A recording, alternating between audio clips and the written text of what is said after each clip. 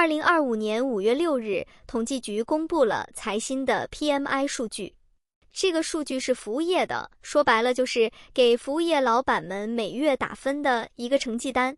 它用最直接的方式告诉你，中国的餐馆、酒店、理发店、网约车、电影院这些服务业，这个月生意是变好了还是变差了？重要性可以这么理解：一、反映老百姓消费活力，敢不敢花钱；二、中小企业生存容易度，简称中小企业老板生存指数；三、股市风向，消费是起来了还是跌下去了；四、政策调整风向标，如果数据很差，可能会促使政府降准降息。整个财新 PMI 数据可以分3部分讲。首先，总的数据 50.7 代表还是扩张是好的，但是这次比上次是大幅度下跌，前值 51.9 整整跌了 1.2。这也显示了川普关税政策落地对出口和企业预期带来冲击。4月中国经济扩张步伐放缓。近日公布的4月财新中国制造业采购经理人指数 PMI 录得 50.4， 低于上月 0.8个百分点，为3个月来最低。财新中国服务业 PMI 也回落 1.2个百分点至 50.7， 为2024年4季度以来最低。两大行业景气均下降。当月财新中国综合 PMI 下降 0.7个百分点，为 51.1。其次来看新订单，这是代表未来的趋势。其中服务业新订单跌至28个月最低水平，2年最差水平。成本上升，但服务业销售价格下行。服务业界乐观度下滑至历史次低点。此前4月财新制造业 PMI 降至 50.4， 为3个月来最低。月内制造业与服务业的产出皆增速放缓。综合产出指数从3月份的 51.8 降至 51.1， 显示生产经营活动的增速放缓至3个月低点。新业务量整体也放缓了扩张步伐，增速为7个月来最弱。当中新接出口业务量重现收缩，新出口订单指数骤降至2023年8月以来最低，明显低于荣枯线。生产经营预期指数在扩张区间降至2024年4季度以来新低，也是2012年4月有记录以来第3低，显示业界对全球贸易前景的担忧加剧。往后的形势会更加困难。财新智库高级经济学家王哲表示，市场需求不振，服务业企业仍通过降价促销应对市场竞争，服务业收费价格指数连续第3个月录得荣枯线下，服务业市场乐观情绪降至低点。服务业企业对于关税的影响较为忧虑，整体情绪虽维持乐观，但经营预期指数降至历史第2低点，仅高于新冠疫情爆发的2020年2月。2025年第2季度初，中国服务业扩张步伐减弱，原因主要在于新接业务量增速放缓，原因是受最近关税动态影响，仅有轻微增长。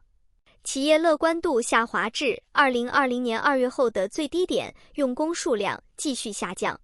另外，尽管4月份成本涨幅加剧，但出于对销售前景的忧虑，服务业企业继续下调销售价格。服务业活动扩张放缓，折射新业务的趋势。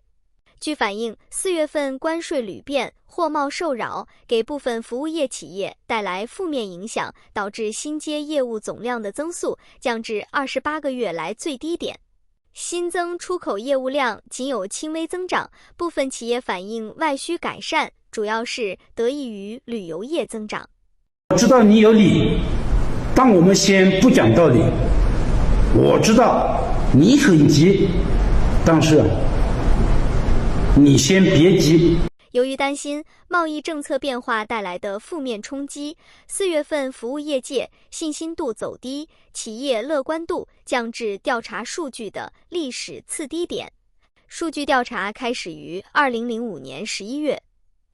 不过，企业仍普遍预期新的营销计划和效率的提升，将有助推动未来12个月的经营活动增长。4月份，出于成本考虑，中国服务业企业连续第2个月压缩用工规模，销售进一步回升，加上围绕关税的不确定因素，服务业积压工作量在4个月来首次出现上升。价格方面，平均投入成本在4月份继续上升。根据数据可以看出，虽然用工下降，但薪酬成本上升是推高经营费用的主要因素。此外，原料价格也有上涨。自1月份之后，当月投入成本的升幅虽最为显著，但仍低于历史均值。尽管成本上扬，中国服务业企业仍然连续第3个月降低平均销售价格。由于市场竞争加剧，企业普遍提供折扣和降价以支持销售。造孽！最后看就业数据，连续第2个月落在50以下，也就是服务业就业出现萎缩，现在不好找工作。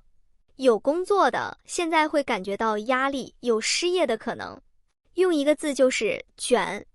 为什么这样？因为企业不赚钱。